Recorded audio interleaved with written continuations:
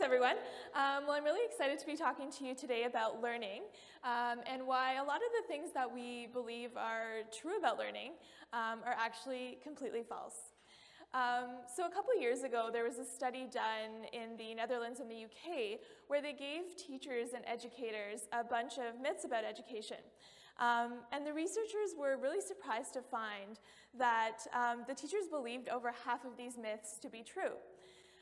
And what was particularly interesting was that when the myths had pictures of the brain, or when there was this neuroscientific language included, even if it was completely wrong, that made these myths a lot more believable to people. So with the advances that we've had in brain research, especially in the past few decades, and where the research has gone, we've been able to learn a lot more about how learning actually works.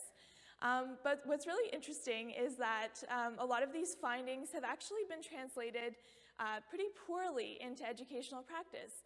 And they've resulted in what's called neuromyths or edumyths.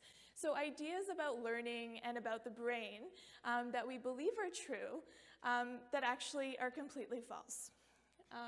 So I'm not sure if any of you have heard of this term, edu-cash-in. But it's the idea that there's a lot of companies out there that are selling these educational products, learning technologies, curriculum packages, and essentially they're saying all of this stuff is backed by science and really, really good evidence. But the truth of the matter is that a lot of this stuff has no real scientific backing or no real scientific support.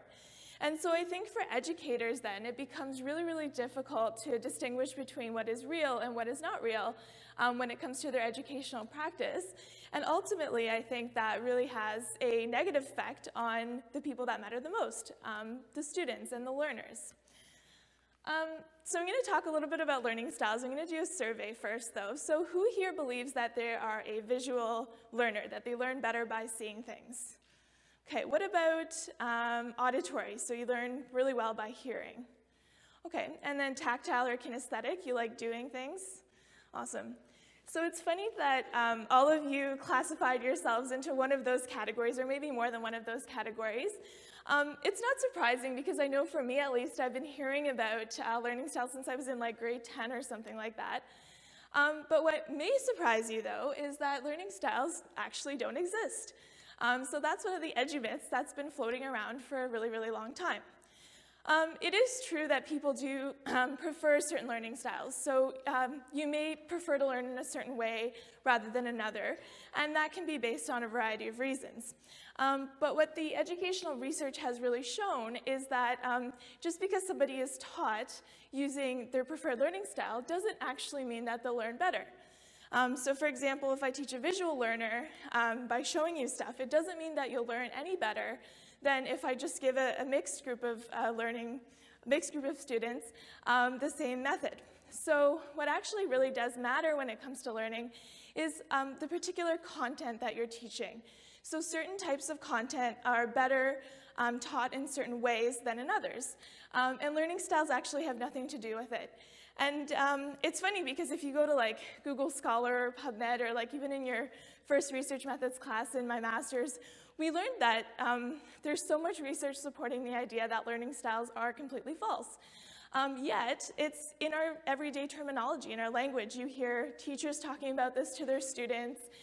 You see it referenced in the news and in the, tips for how to, teach really well, make sure you're teaching according to learning style. Yet there's actually no good evidence that learning styles really exist and that they work the way that we think they do.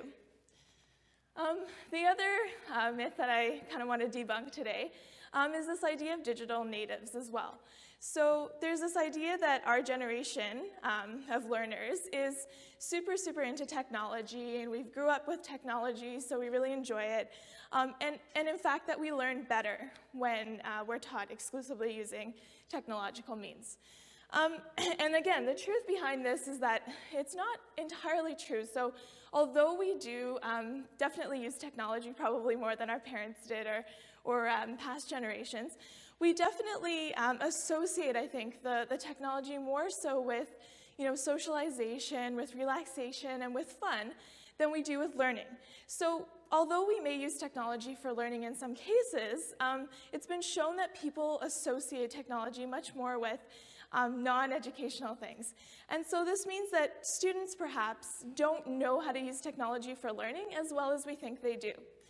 And the other aspect of the digital natives myth that it really comes into play and that I hear a lot is this idea of multitasking. So for example, students are on their phones, they're checking Facebook, they're listening to the lecture at the same time.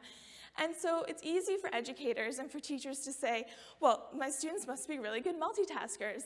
And students as well themselves sort of think, oh, I'm a really good multitasker, so I can definitely have all those windows open and it's fine. But the reality is that actually the brain and the architecture of the brain doesn't actually allow for multitasking to take place. The one time where we can actually multitask is when we're engaging in automatic tasks. So for example, like walking and talking, even though that doesn't always work either, like sometimes there's, but generally, we can't do things simultaneously, especially if they're learning tasks.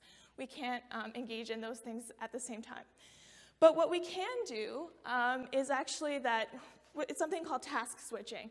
So we're able to switch really quickly between different tasks. And so researchers believe that this idea of the digital natives means that our use of technology has made us really, really good task switchers. So we're able to switch quickly between different types of tasks, and then in return, that's sort of why people feel that multitasking is so prevalent. But the other part about task switching is that it actually results in poor performance and poor learning. So the studies have really shown that when you engage in quick task switching, it's not better for your learning. It actually results in poor learning. And so, again, that's another educational myth that I sort of wanted to debunk today, just for fun. But I also don't want to convey the message that there isn't a lot of good educational research out there, that we don't know what works, because there's actually evidence that's really, really well established out there, and that I think that people can use to help themselves when they're learning. So what works? I'll share a couple strategies. So one of the things is something known as testing yourself, which I'm sure you're all familiar with. But the research has really shown that this idea of testing or retrieval practice is one of the best ways for people to learn. And I like to call it the struggle is real, because the truth of the matter is when you struggle to recall information, when you're testing yourself, you will learn that information a lot better than you would otherwise. So when you're struggling to actually remember something, it's a good thing for your learning. And there's an element of it called desirable difficulty. And that's the idea that if something is too hard, we believe that students may not be motivated to actually learn it. But then on the other hand, if something is too easy, then that's not going to be effective for learning. So it's got to be somewhere in the middle. So when you're studying for your next test, hopefully not cramming, but we all know the reality of that, testing yourself is a fantastic strategy that has actually been shown to work very, very well. And the other thing is something called interleaving, or mixing it up. So this idea came about back in the day when they were studying complex skills. So for example, learning how to play a sport, learning how to play a musical instrument, even something like calculus, right? Learning that skill. And so what they found was that when you learn the components of the skills individually, so one after the other, you don't learn it as well as when you mix them up. So for example, in piano, a lot of the time people sort of learn the scales before they learn the chords, and then they kind of practice it in that order. But they've shown that if you just mix it all up, you actually learn a lot better. And when they've applied this to things like calculus and learning statistics, and shown that it works even in education. So if you learn problems, like the same type of problem in blocks, and then you switch to another type of problem, and then another type of problem, you don't learn as well as when you mix all the different kinds of problems together and learn it that way. And scientists think that this is for one of two reasons, or maybe both reasons. The first one is that you learn to discriminate concepts, or to tell apart concepts, a lot better when you mix them up. So when you're just practicing sort of sequentially, what you're essentially doing is your brain learns the pattern that it needs to know to solve that kind of problem. And so it makes it really, really easy then when you see that problem again and again and again, one after the other, you learn the pattern. And so it's a lot easier for you to execute that task than it is when you mix it all up and your brain actually has to go searching for how to solve that problem. And so in that searching process, the second reason that it works really well is, again, because you're doing that retrieval, that you're looking for the algorithm, essentially, and you're trying to call that up into your short-term memory. You're trying to learn, you're trying to find that pattern that you need in order to solve the problem. So again, you're strengthening your memory associations by mixing up your learning. So that's another sort of practical strategy that you can apply, and that works quite well. And so those are a couple of things you can use when you're doing your own schoolwork, or even when you're helping your peers learn. That can be really useful.